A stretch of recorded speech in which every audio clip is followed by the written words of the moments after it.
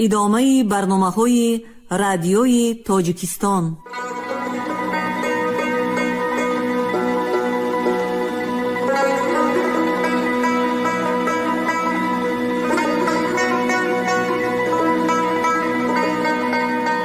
السلام علیکم شنونده های گرامی، با توجه شما گفتاری ادبی از سلسله خوانش بدیعی اثر نویسنده بزرگ تاجیک صدرالدین عینی، یادداشت‌ها در قرائت عبدالرشید خوجامقلوف. قسم پنجم، گفتاری 117.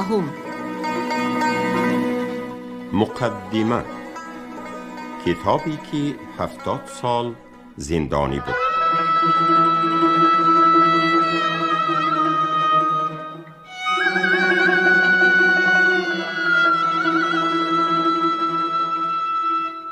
ادیب بزرگ تاجیک، استاد زنده‌یاد محمد شریف صدر ضیا که سرور معنوی حوزه ادبی روشن ضمیران در شهر بخارای شریف پیش از انقلاب اکتبر بود، در اثری پرارزش خویش روزنامه شریف جان مختوم صدر ضیا درباره صدرالدین عینی چنین سطرهای صمیمانه جانگداز نگاشته است: برادر محترمم صدرالدین خواجه خجدوانی عینی تخلص را که نظمن و نثرن اول امیرخان و ثانی سعدی شیرازی و در حدی ذاتش رنجور و کسلمند بود، از مدرسه کوکلتاش بهاری عجیبی آورده به دروازه ارک بخارا بیرحمانه و بیشرمانه امیر و وزیر به اقتضای اهل بلوا 75 چوب تعزیر کردند و به یکی از محبس‌های آنجا که آبخانه می نامیدند به همان حال انداختند.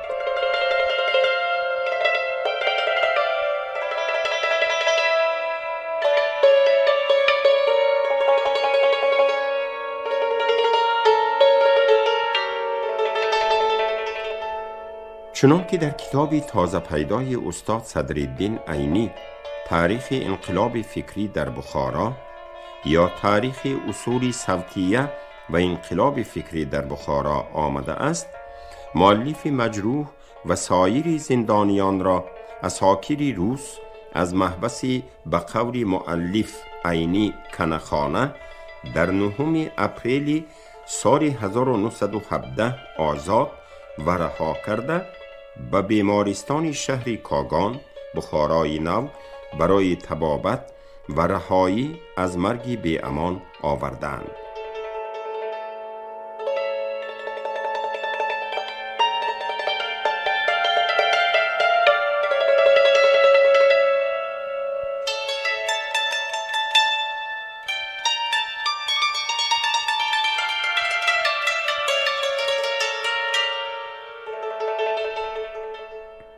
یکی از دوستان صدرالدین عینی، میرزا نظرالله، که در آن زمانی پرآشوب از روشنفکران ملت بود و نیز به همان جزای سختی امارت یعنی 75 تازیانه وحشیانه تعزیر شده بود، در بیمارستان شهر کاگان دیدگانش را بربست و این جهانی ناپایدار را پدرود گفت.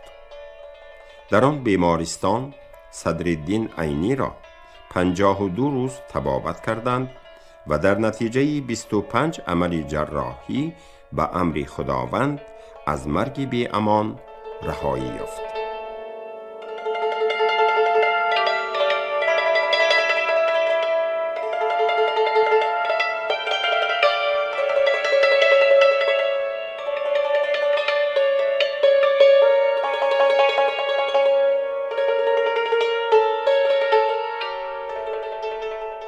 استاد صدرالدین عینی گفته است که در شهر کاگان در خستخانه بیمارستان وقتی که وضعم بسیار بد بود و به حال و برجامانده بودم، بیت زیر ورد زبانم بود و قلب و وجودم را آزاد نمی گذاشت.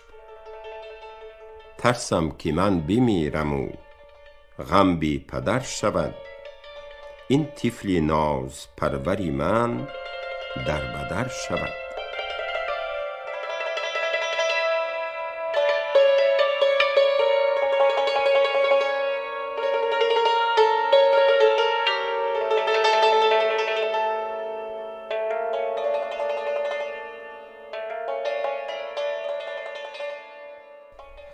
باید گفت که آن غم نازپروری استاد همانا غم و اندوه ملت، جبر و ستم بر فرهنگ تاجیکان بود.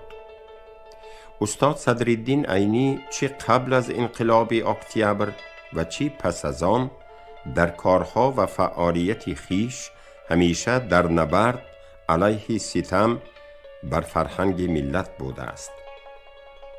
نخستین اثرهای منصور این نویسنده و پژوهشگر که در شهر بخارا و قول معروف مرکز اسلام و دین در آغاز قرن 20 بود تعریف شده اند به شرح زیر است: یکم تهذیب الصبیان، سمرقند 1328 1909.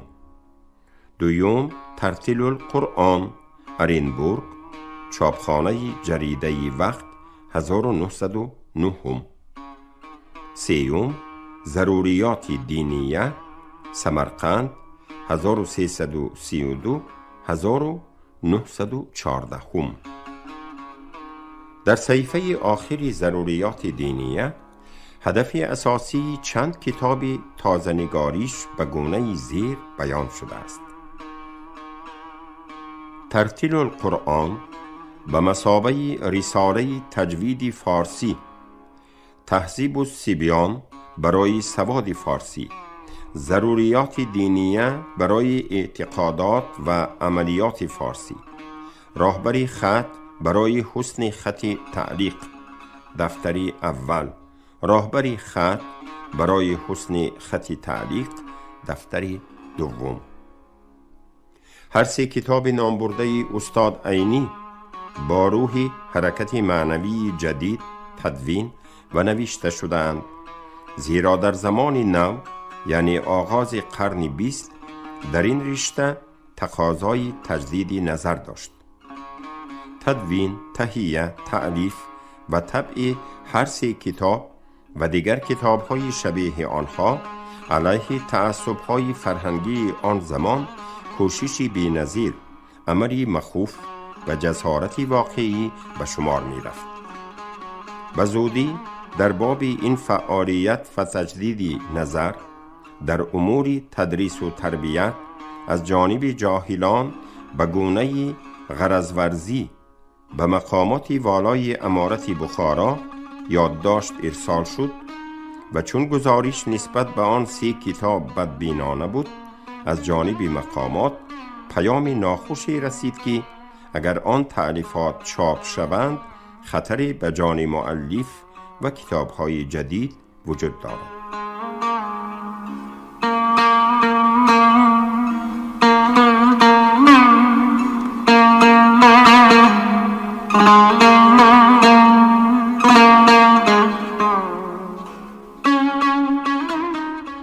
به همین سبب دوستان مصنف که از روشنفکران مسلمان جامعه بخارا و همکیشان مسئولان نشر آن تألیفات نوآورانه برای مدارس بخارا و تربیت فرزندان مسلمان بودند، کوشش کردند تا به آن خطر که اعلام شده بود راه ندهند.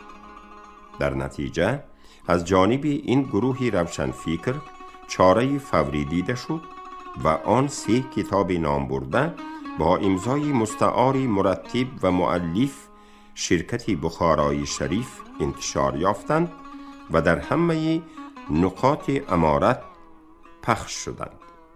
این هوشیاری روشنفکران مسلمان که طرفدار مکتب و مدارس جدید بودند به متعصبان و اهل دربار امکان نداد که به مقصود و هدف خیش برسند.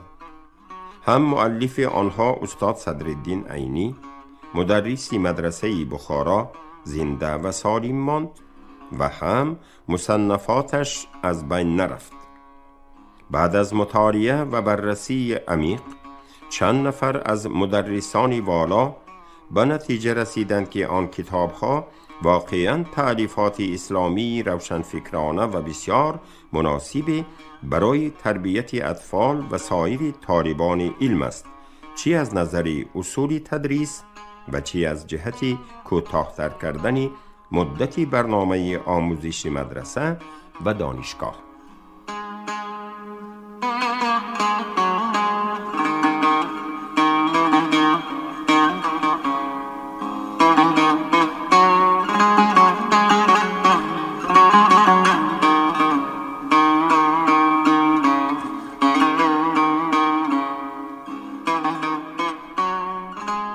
سرانجام بزرگترین مفتی بخارا حضرت دام الله اکرام که همیشه اقدام نیکی روشنفکران بخارا را خوش میپذیرفت و از روی عدالت اجتماعی اسلامی جانبداری میکرد، اعلامیه مثبت درباره این کتب به گونه رسمی بیان کرد.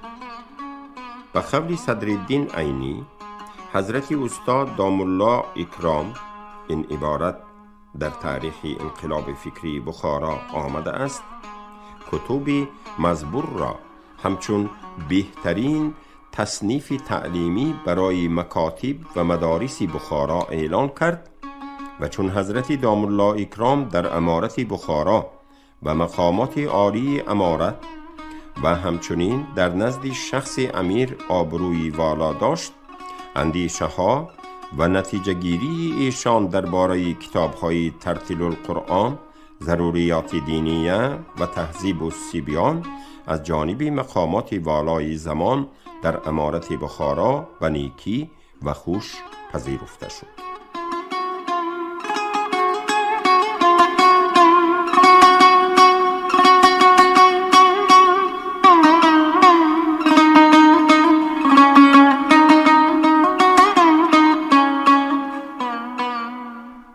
بعداً در نشر دوم این کتاب‌ها در صفحه عنوان تهذیب الصبیان نام صدرالدین عینی به گونه زیر اعلام شد: سمرقند 1336 1917 ضروریات دینیه، ترتیل القرآن و تهذیب الصبیان، مرتب صدرالدین عینی، عائله و سیاح هندی، مرتب عبدالرؤوف فطرت.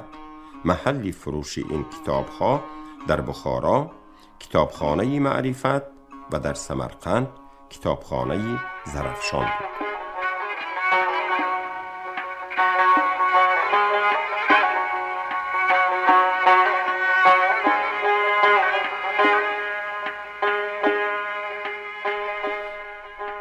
پس از سپری شدن سالها، زمان نگارش کتاب نمونه ادبیات تاجیک صدرالدین عینی، مسکو 1926، چند نفر از دوستان روحانی ایشان که نیت مهاجرت به خارج را داشتند، به مصنف ضروریات دینیه مراجعه و اجازه نشر این کتاب را در یکی از کشورهای خارجه درخواست کردند. واقعاً کتاب‌های دینی صدرالدین عینی مثل سایر کتب دینی زمان ماضی در کشور شوراها آینده نیک نداشتند. به این جهت مؤلف یک نسخه اصلاح شده ضروریات دینیه را به دوستان اهدا کرد و برای چاپ آن در خارج از کشور اجازه داد و به امضای عین یعنی عینی اندیشه خیش را در چگونگی تصنیف و تألیف خیش برای نشر آینده آن کتاب به گونه زیر خلاصه کرد.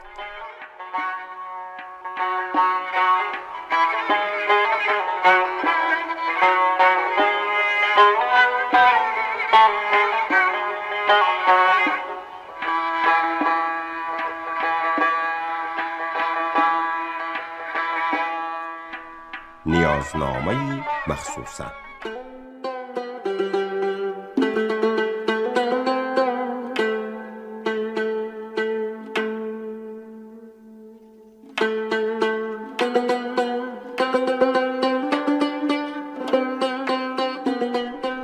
به عون ایزدی تعالی رساله ضروریات دینیه را که مشتمل بر مختصری مسائل معتقدات و عملیات است، از رساله های مکتبی ترکی ترجمه و اقتباس و بر کتاب های معتبره مثل شرح عقاید نصفی و مختصری وقایه، هدایه، فتاوی هندیه، عالمگیری و فتاوی قاضی خان خانیه تطبیق کرده، بعضاً به مونیه و در المختار مراجعت کرده، برای سال دوم و سوم مکاتب ابتداییه فارسی زبان ترتیب کرده شد و در تسهیل تعبیرات به قدر امکان و استطاعت کوشیده شد. نهایت کتاب ضروریات دینیه در سال 1927 در لاهور و تعداد 1350 نسخه به چاپ رسید. در صفحه عنوان آن چنین نگاشته شده است: نشریات شیر محمد گلخان افغان، قوم خیروتی ساکن قره‌باغ غزنین، در عهد سلطنت اعلی حضرت امیر امان الله خان غازی خلد الله ملکه و سلطنته. ضروریات دینیه طبع اول، مترجم ملا عینی سمرقندی. جمله حقوق طبع محفوظ است. در مطبعه مفید عام لاهور طبع شد.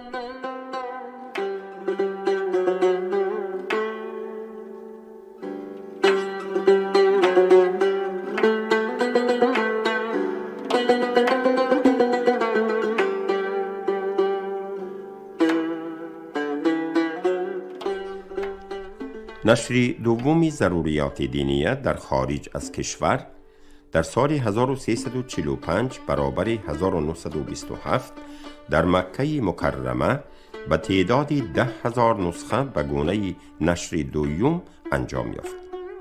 اهتمام کنندگان نشر اول و دوم این کتاب دلایل خیش را در این راه به گونه ذیل اعلام داشتند. متاسفانه در پایان نگارش آنها در ثبت سند اشتباهی رخ داده است. اما بعد کتاب ضروریات دینیه به دست قبلگاه ما میرزا عبدالرؤوف خان خوجندی بعد از هجرتشان سال 1933 در افغانستان به دستشان رسیده بود. آن کس به امید این که اگر خداوند جل جلاله بخواهد انشاءالله این کتاب را نشر میکنیم گفته بودند، ولیکن این آرزو در وقت حیاتشان میسر نشد.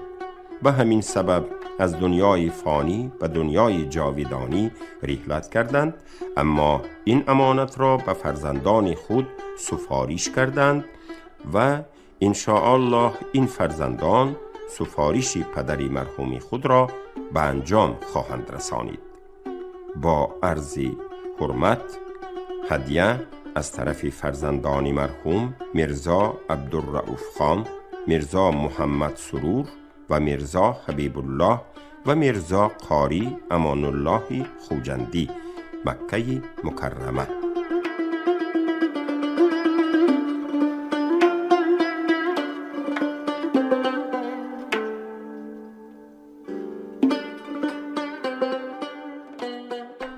از آغاز چاپ این اثر صدرالدین عینی تا کنون، چاپ چهارم این کتاب در خارج از کشور تاجیکستان در شهر تاشکند به شکل افسیت عکسی به تعداد 10,000 نسخه در نشریات یازوفچی در سال 1991 جامعه عمل پوشید. لازم به ذکر است که استاد صدرالدین عینی بعد آن همه تهدیدها و تعزیرها دیگر نمی توانست در شهر دلباخته خیش بخارای شریف اقامت کند و به این دلیل شهر سمرقند را برای زیست و زندگی برگزید و شهروندی این شهر را پذیرفت. به این جهت در چند کتاب منتشره آن زمان از جمله در ضروریات دینیه ایشان را عینی سمرقندی قلمداد کردند. در چاپ کتابی مذکور در شهر تاشکند 1991 نیز نوشتند: عینی سمرقندی، ضروریات دینیه، فارس تیلیده، و به گونه زیر ایضاح نمودند. کتابی مذکور از جانب هموطن ما ملا عینی سمرقندی تصنیف شده و آن در مدار خیش تنها قانون و قاعده های شریعت اسلام را دارا بوده، همچنین احکامی را که برای دانش مسلمانان اهمیت داشته است به گونه ساده بیان می کند. ما باوری کامل داریم که این کتاب در بین برادران فارسی گوی ما توجهی بزرگ را نائل خواهد گردید. نخستین چاپ علمی تصنیف ذکر یافته استاد صدرالدین عینی و زبان اصیلی فصیح و ساده فارسی تاجیکی مؤلف در تاجیکستان با خط کریلی و با سعی و اهتمام و پیشگفتاری عبدالحی محمد امین زیر نظر محمد جان شکوری و تحریری محمد جان عمرف در سال 2000 میلادی در شهر دوشنبه جامعه عمل پوشید که نویسنده پیشگفتار مقام والای این کتاب و مؤلف آن را در اسلام شناسی بارها تأکید کرده است.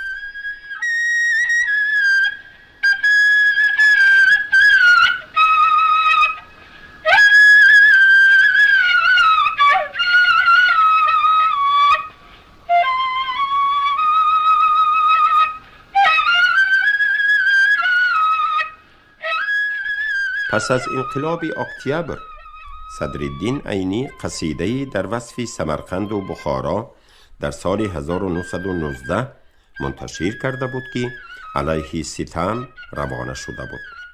بعدها اثرهای دیگری ایشان مانند جلادان بخارا، تاریخ امیران منقیطیه، نمونه ادبیات تاجیک و مقالات مهم این مؤلف و غیره به میدان آمدند. آنها علیه ستم تاریخی زمان و ستم فرهنگی و برای دفاع از هستی خلق تاجیک، هویت و حقوق او در عرصه سیاست در ورارود ماوراء النهر تعریف شده بودند.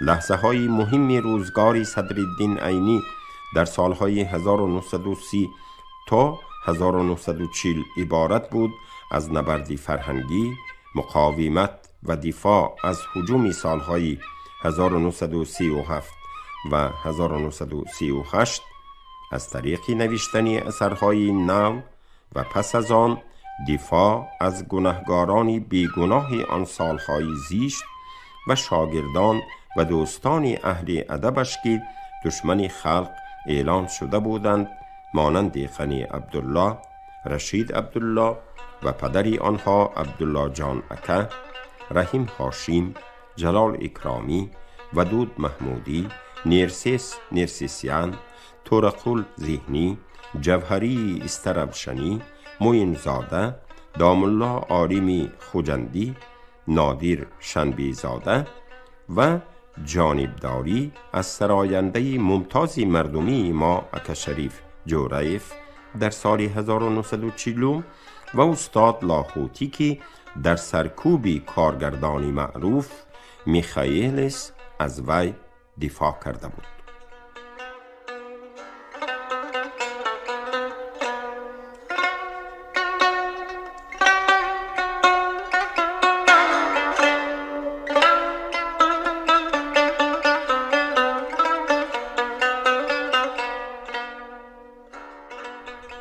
همچنین در آن زمان صدرالدین عینی آثاری مهم خیش را تعریف کرد که به مقصد بیداری، خودشناسی و اتحاد مردم تاجیک نوشته شده بود.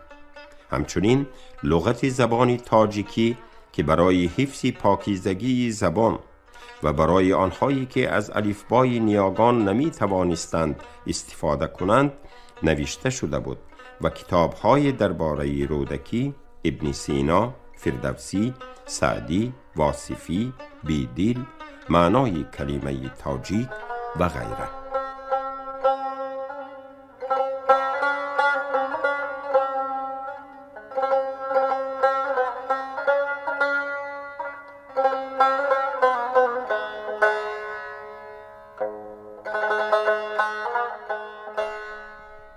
استاد صدرالدین عینی هیچگاه ضد خط فارسی تاجیکی نیاگان نبود. تبدیل خط نیاگان به خط لاتین و سپس به خط کریلی امر اجباری و سیاسی از سوی انقلابیون بود.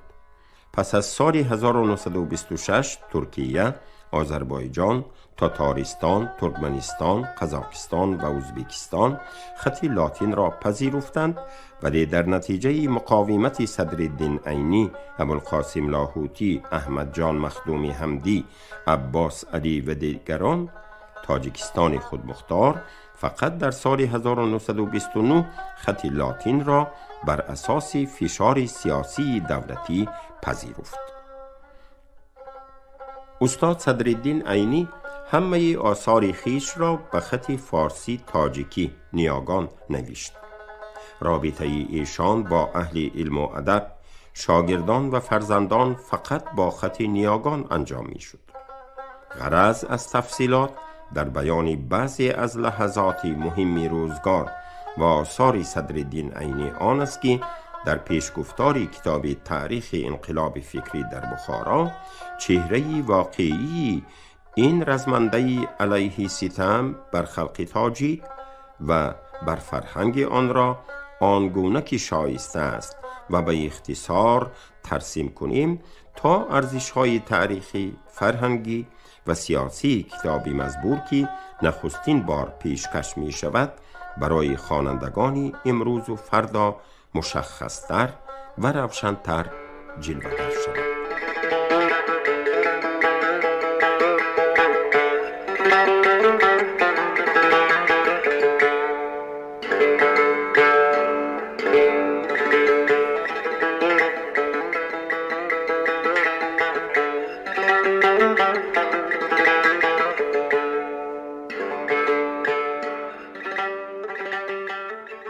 گفتار 117 را از روی اثر نویسنده بزرگ تاجیک صدرالدین عینی یادداشت‌ها شنیدید.